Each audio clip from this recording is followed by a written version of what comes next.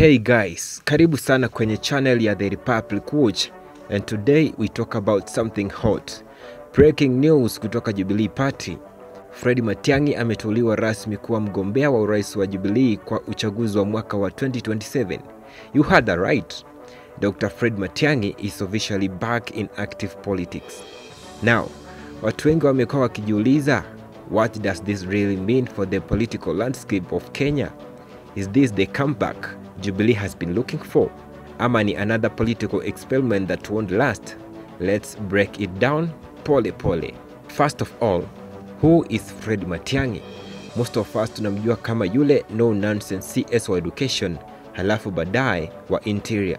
Wakati wa serikali ya Uhuru Kenyatta, the guy who was always firm, serious na alionekana kama mtu wa kazi kuliko siasa.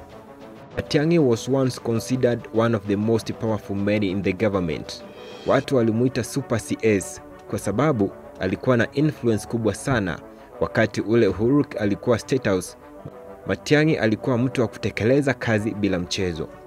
But since 2022, amekuwa quiet, amejitenga na siasa, na watu walidhani he was done. The boom, Jubilee Party wamemrudisha kama candidate wa urais wa 2027. Quite unexpected, right? So, Jubilee Party imeamua kuamini Matiang'i kupeperusha bendera yao ya urais. Walitangaza rasmi kwenye kikao cha National Executive Committee, wakasema this is the man who can restore credibility to Jubilee. Remember, Jubilee has been struggling after 2022. The party ilivunjika vipande, leadership ikawa na migogoro, wengine wakaenda Kenya kwanza, wengine wakaenda Azimio. But now, wanajaribu kurudi kwenye political map through a new face, and that face is Fred Matiang'i. Sasa swali ni, why Matiang'i? Well, the message from the party ni kwamba wanataka mtu mwenye rekodi ya utendaji, mtu ambaye si wa maneno mengi lakini wa results. Wanataka kurekebisha image yao kutoka chama cha migogoro hadi chama cha serious leadership. Si rahisi. Matiang'i hana grassroots political base kama kina Raila, Ruto ama Kalonzo. Hana ule crowd puller energy. So, Jubilee might have a good leader, lakini question ni, can he attract the voters? Let's look at the bigger picture. Politics ya Kenya imekuwa ya personalities na alliances. Hivyo, ukiona Jubilee wanamchagua Matiang'i, inamaanisha wanajaribu kureplant as a serious, sober alternative, ile silent middle class vote ambayo haipendi drama. But politics si logic pekee, ni emotions pia. Voters wanataka mtu anayeweza kuconnect nao moja kwa moja.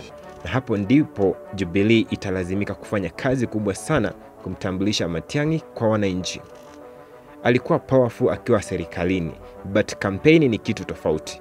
Kuna zile handshake politics, kuna deep state narratives, kuna ground politics, na ground haitaki mchezo.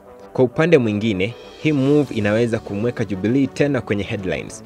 People will start taking them seriously again, na huenda ikafanya opposition alliances zianze kupanga upya. So, what's the next move for Jubilee and Matiang'i? Wanapanga kufungua matawi across the country, kurecruit new members na kurejea hadhi yao ya zamani. Wamesema pia watapitia upya ushirikiano wao na Azimio. That means Jubilee might either stay independent ama form new alliances before 2027. For Matiang'i, the challenges ni kujenga a political network first. Ana advantage moja kubwa, perception ya integrity.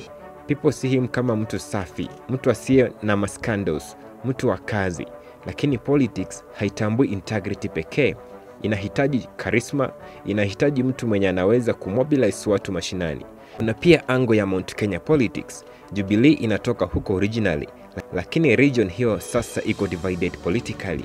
If Matiang'i manages to penetrate that zone, game inaweza kubadilika kabisa. Now the big question, can Matiang'i actually win? Let's be honest, ni mapema sana kusema. But the fact that Jubilee imemchagua sasa, almost 2 years before elections, shows wanataka kujenga momentum mapema. If he can brand himself kama symbol of discipline, development na serious leadership, he might surprise many. Lakini akibaki technocrat bila touch ya watu wa kawaida, the campaign might struggle. Siasa ya Kenya inahitaji mtu anayeweza kuzungumza lugha ya ground, mtu ambaye hustlers, youth na grassroots wanaona this one is our person. So unless Jubilee inamsurround na strong team ya grassroots mobilizers, inaweza kuwa uphill. To wrap up, appointment ya Fred Matiang'i as Jubilee presidential flag bearer ni big move. Ni attempt ya chama kurudi kwa headlines na kurejesha credibility, lakini itakuwa interesting kuona kama hii strategy itashika. Kama wanaweza kusell Matiang'i kama mtu wa matokeo na sio mtu wa serikali ya zamani, then they might shock the system.